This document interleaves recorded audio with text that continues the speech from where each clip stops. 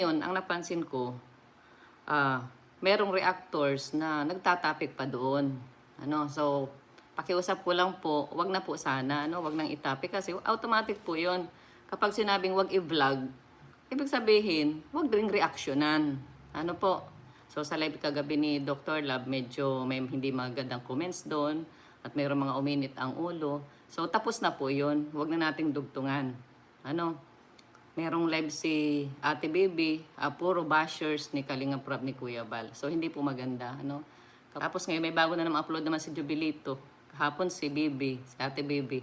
So, wag na po. Kaya ang mga comments doon, lahat bashers ni Kalinga Prab na parang wala nang ginawa si Rab, wala nang ginawa si Kuya Bal, wala nang ginawa ang Kalingap. Masama na ang charity ng Kalingap. So, hello mga sangkay, mga Kalingap! Welcome back to my channel. Ito po muli ang yung sangkay sa Sangkay Lons, muling nagbabalik. Kumusta? Kumusta kayong lahat? Sana mas maayos na kalagayan ng lahat. Mapadito sa Pilipinas or sa mga nasa ibang bansa, dobling ingat tayo, no? So, mega love shout out sa inyong lahat sa Team Sangkay Original, Team Sangkay Sponsors, Team Kalingap, Kuya Val, Ate Edna, Kalinga Prab. Sa lahat ng aking mga followers, supporters, and subscribers, sa mga lolos, lolas, FWs, and PWDs. Mega love shoutout sa inyong lahat, and of course, I love you all. Ayan. Mega love shoutout kay Tita Mina Ramilio, Tita Kong Vayots, kay Manay Ture ng San Diego, California, kay Tita Pia Payne ng Australia, kay Tita Sapia Dido ng Paris, France, and kay Mother Nene Vivas ng Washington, D.C., kay Inay Magdalena Martinez ng Canada. Mega love shoutout sa inyong lahat. At sa lahat ng mga nagmamahal kay Sangkay, mega love shoutout sa inyong lahat. Darako tayo dito sa ating batian portion. Medyo mahaba ito. 2 page. Naipon. Ang dami kasing nag-comments, no? So, ang daming mga magagandang comments akong nabasa. Thank you so much sa mga magagandang comments ninyo dun sa aking mga na-upload. Mega love shoutout kay Jennifer Rodriguez Manzano. Tama, Manzano. Akala ko Marzano. Jennifer Rodriguez Manzano. Ayan. Kay Corazon Gabriel, Jency as Daymugs, no?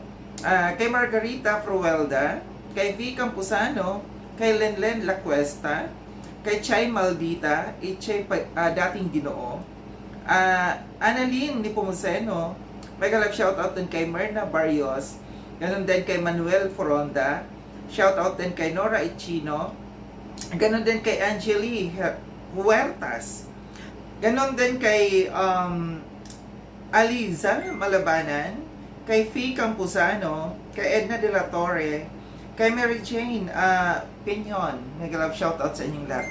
Turn to next page. Kay Ann Madena, mega love shoutout. Ay kay Maribel Kabututan.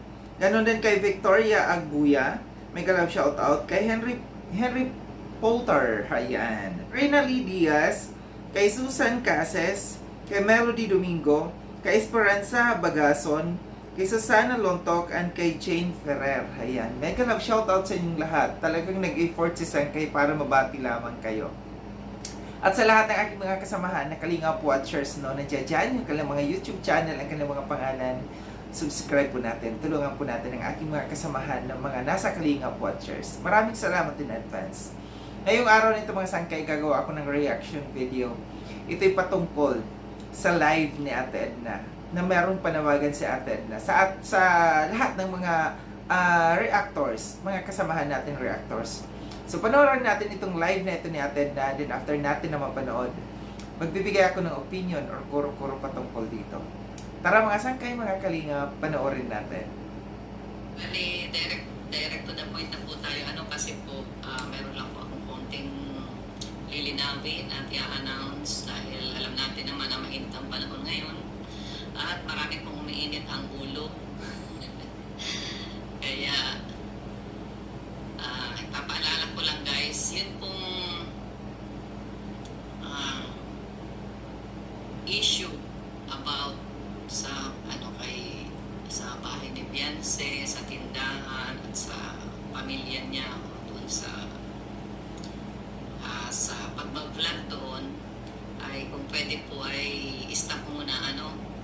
sinabi na po ni Kuya Val sa live niya, yung mga vloggers, wala po na pupunta doon para syempre magkaroon ng privacy, yung family. Hindi man maganda po na araw-araw o kaya every other day, meron pong vlogger na pumupunta doon sa bahay para interview sa tatay, interview sa nanay, interview sa anak. So, hindi po maganda para wala na silang privacy. Hindi porke beneficiary ng kalingap ay pwede nang gawin lahat ng gustong gawin sa kanila. So, yun po. Ngayon, ang napansin ko, merong reactors na nagtatapik pa doon. So, pakiusap ko lang po, wag na po sana, wag nang itapik kasi automatic po yun. Pag sinabi ko i-vlog, ibig sabihin, wag rin reaksyonan. Kapag wag i-vlog, yung mga vloggers, hindi ma-vlog. Kasi nga kapag plinag natin, re-reactionan yan. Kukuhain ng mga fake channels, fake account. Ngayon, ano mangyayari? Hahaba na haba po ang issue. So, sa live kagabi ni Dr. Lab, medyo may hindi magandang comments doon at mayroong mga uminit ang ulo. So, tapos na po yun. Huwag na natin tugtungan. Merong live si Ate Baby, puro bashers ni Kalinga Prab ni Kuya Val. So, hindi po maganda. Kapag ang ating reaction ay ang nagpo-promote na po ng bashing, hindi na maganda yan. Pati si Kalinga Prab, siya na po ang napapasama tuloy. So, wag nang itapik. Lalo na yung mga sponsors. Wag na po nating itapik. No need na po itapik. Bakit? Mga hindi naman po sila wala silang mga YouTube channel. Tapos isa pa, wala naman silang gustong gawin kundi ang tumulong, di ba? Kung tutusin, wala silang magigain doon, wala silang kikitain talaga sa kanila yung pagtulong lang. So, nagpartner sila sa atin, parehas ng goal, makatulong sa mga tao. So, hanggang doon lang po yun.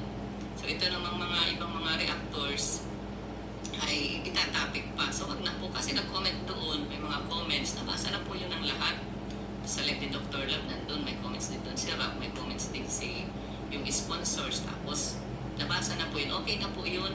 Nagkaintindihan. Tapos na, tapos ngayon may bago na naman upload naman si Jubilito. Hapon si Baby, si Ate Baby. So, wag na po. Kaya mga comments doon, lahat bashers ni Kalingap Rob, na parang wala nang ginawa si Rob, wala nang ginawa si Kuya Pal, wala nang ginawa ang Kalingap. Masama na ang charity ng Kalingap. So, kapag gano'n na po at kayo ay partner ng Kalingap, anong ibig sabihin nun? At gano'n na ang mga bashing na ibig sabihin, welcome nyo. Ibig sabihin, okay lang sa inyo na gano'n na gano'n na lang ibabas si Kalingap Prab. Ay programa yan ni Kalingap Prab, diba? Although meron ding pagkakamali o pagkukulang si Kalingap Prab dahil nagsunod siya doon sa gawing ganong two-story yung bahay. Kaya kumbaga nagsunod-sunod na yung mga hindi pagkaunawaan. Pero sa ngayon, ang dapat po natin gawin ay tigilan yung pag-issue doon, yung pag-content. Kaya yung mga vloggers, wala na, hindi na nag-content. So, dapat, wag na rin reaksyonan. Huwag na reaksyonan. Hindi na dapat reaksyonan yung mga sponsor,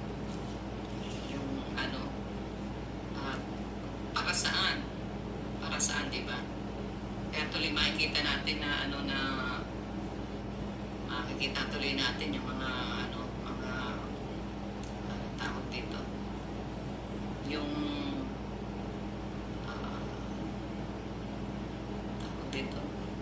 yung purpose ng mga reactors kung bakit sila nagre-reaction. Doon natin makikita kung ano talaga, kung support ba sila dun sa hindi, o kung nakakaduda, di ba?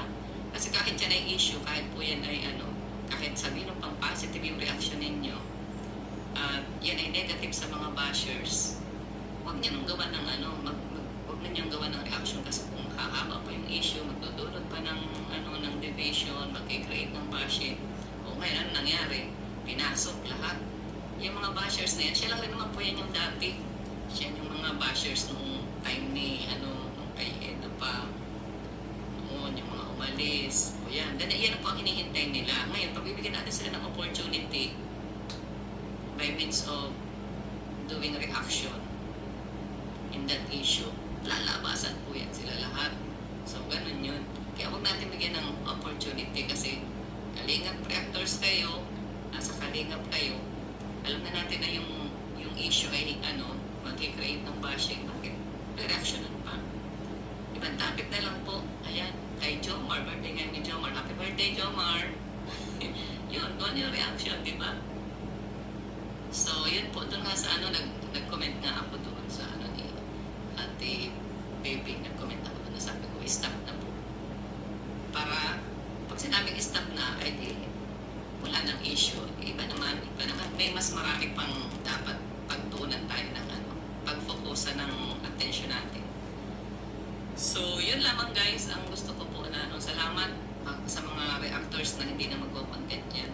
Kasi tuloy-tuloy naman po yung paggagawa doon ng bahay. Tapos tuloy-tuloy rin naman po yung dito naman okay naman kami dito. Sila yung pamilya nila, kasi okay naman po. So wala naman ditong problema. Ang nagkakaroon po ng problema yung kayo, yung mga nasa, yung mga nag-comments, yung mga so doon po nagkakaroon ng problema kasi nga kukuhain ng mga reactors, reactionan, kukuhain din ng mga fake channels. Ang dami po. Ang dami talaga. So yun mga sangkay, mga kalingap, atin na panood yung live ni Ate Edna, Credit dito kay Ate Edna sa pinanood ko sa inyo. Yung tinatopic ni Ate Edna, yung paalala niya or panawagan, sa kasamahan nating mga reactors, sa ating lahat ng mga reactors na wag nang mag-content patungkol dito sa kay Viancy, wag nang pag-usapan. Totoo nga, kasi sabi ni Ate Edna, hindi porket sinabi na ni Kuya Val, ni Kalinga Prab na bawal i-vlog, hindi yung pagba-vlog lang yung yung i-stop doon, kasama na yung mga reactors. Hindi lang yung mga vloggers, kundi lahat, pati yung mga reactors. Kasi hindi nga talaga matatapos yung issue kung patuloy nagagawa at gagawa ng reactions. Nagsimula siguro ito na sa napanood ni Ate Edna siguro kasi may mga kasama tayong reactors, although hindi ko napanood kung ano nga ba ito kasi ang nakita ko lamang sa thumbnail, yung mga thumbnails, na yung comment ni Kalinga Prab, yung nakikita dun sa mga thumbnail nila, yung mga kasama nating reactors na gumawa ng reaction patungkol dito sa sinasabi ni Ate Edna, totoo nga kasi kahit comment lang naging content. Comment lang ni Kalinga Prab kasama dun yung sponsor, naging content. Ang labas nababash, hindi kasi nabash daw sina Kalinga Prab, sina Kuya Val kasama na yung sponsors, yung sponsor na yon. Hindi natin banggitin ang pangalan, kasi nandiyan naman. Yun yung iniiwasan ni Ate Edna na wag nang pag-usapan, itigil na, total nakiusap na sina Kuya Val, sina Kalinga Prab na stop na. So kumbaga parang sa media dito, parang blackout yung pag-content dito sa pamilyang ito. Siguro ang mangyayari na lang dito, hindi natin alam kung kailan i-vlog ito ni Kalinga Prab, doon na lang tayo makakakita ng update pagka si Kalinga Prab na yung mag-vlog dito. Pero yung ibang mga vloggers, yung mga kasamahan dyan ni Kalinga Prab, kasama ni Kuya Val, wala. Kasi yun nga, pinagbawal. So, yun yung gusto ni Ate Edna, na mabawasan yung yung bashers. Kasi alam natin, nasabihin ng mga karamihan dito yung mga against dito sa na, ayan na naman kayo, hindi maaaring walang bashers yan kasi may mga bashers talaga, yes, totoo yun. Pero ang gusto kasi dito ni Ate na yung ma-lessen, yung mabawasan man lang yung mga bashers dito, sa kina Kuya Val at kina Kalinga Prab.